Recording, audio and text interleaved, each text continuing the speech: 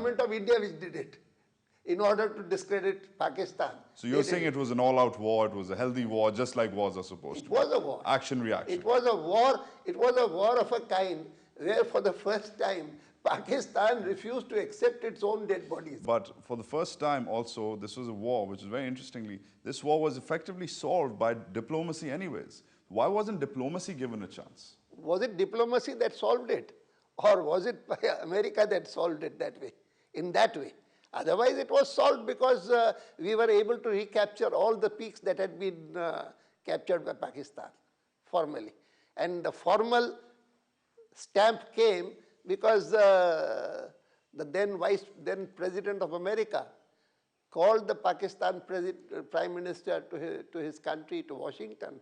He invited Vajpayee also. Vajpayee declined. He said, I'm not going to come. Okay. He did not go. Okay. Agra. Now, Agra is a landmark moment in the past decade as far as India-Pakistan relations are concerned. You have said in your book that you are blamed incorrectly for what happened in Agra. But sir, there was a recent article in the Hindustan Times by Karan Thapar, which shows a very interesting, I'm sure you read it, in which he says a series of secret meetings between you and the Pakistani High Commissioner eventually led to Agra. What exactly happened and what went wrong?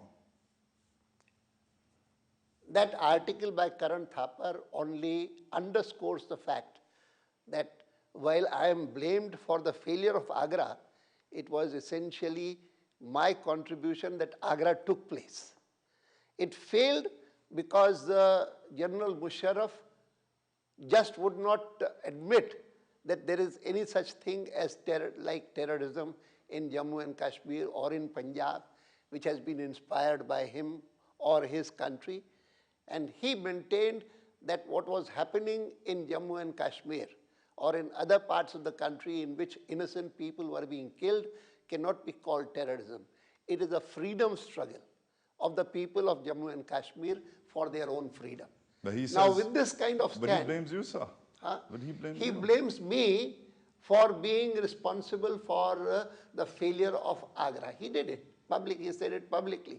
And the fact is that the Cabinet Committee on Security, which was present there all the while, they met formally to see the draft that had been prepared, and they said that if cross-border terrorism is not mentioned here, we are not going to accept it. Currently, the state of Indian politics today is full of acrimony. That's what I've felt for the past few weeks which I've been here. You recently, during your book launch, you invited some congressmen to your book launch ceremony. No one came. You even presented your book to Mrs. Gandhi. You went and played Holi with her. You made a gesture of goodwill.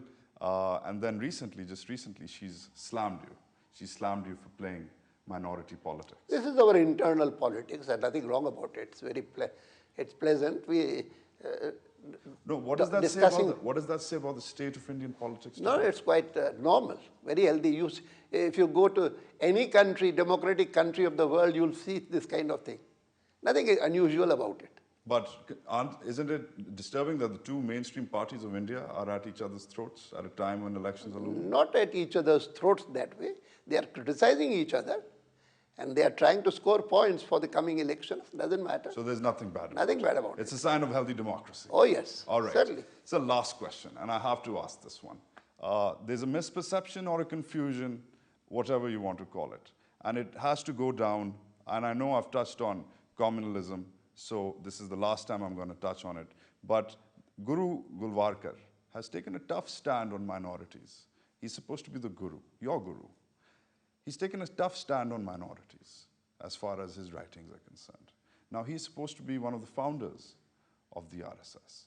And he's written almost, I would say, disturbing, if not damning words for minorities. That minorities in India should either give in to the larger Hindu system or live as second-class citizens.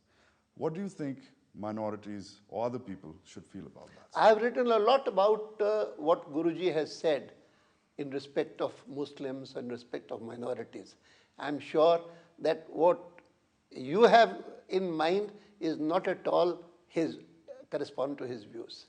If you were to see my autobiography these days, I have specifically quoted all that he has mentioned about the Muslims in India. But sir, I have a quote here. I know that. I know all of this. This is from a book which he disowned.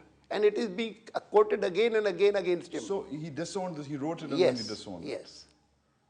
So all is well in the BJP. Fine, absolutely. LK Advani, thank you for coming to Talk Back, and thanks for talking back. That was LK Advani here in New Delhi from our Eye on India series. We hope you enjoyed it. Email us at talkback@dawnnews.tv.